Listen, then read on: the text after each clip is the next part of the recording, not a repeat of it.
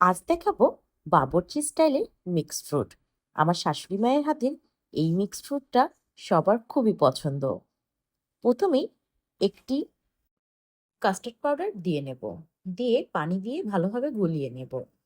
গোলানোর পর আমরা এখানে 4টা ডিমের কুসুম ব্যবহার করেছি, দুটো কনডেন্স মিল্ক দিয়ে দিয়েছি, তারপর দিয়ে দিয়েছি পাউডার দুধ, দিয়ে অ্যাড করেছি সামান্য পরিমাণ লবণ, দিয়ে আমা হাতের সাহায্যে সবগুলো উপকরণ দিয়ে ভালোভাবে মিশিয়ে নিয়েছিল।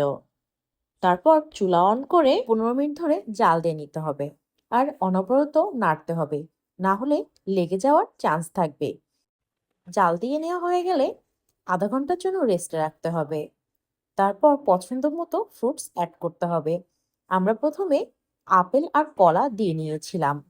যেহেতু আপেল আর কলা কেটে রেখে দিলে কালো হয়ে যায়, তাই আমরা আগে আগে অ্যাড করেছিলাম। তারপর পেঁপে, কালো আঙ্গুর দিয়ে দিয়েছিলাম।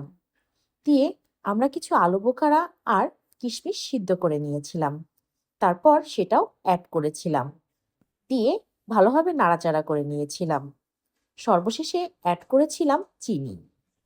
4 থেকে 5 ঘন্টা ফ্রিজে রেখে দিতে হবে, তাহলে ফ্রুটসগুলো একটু সফট হয়ে আসবে।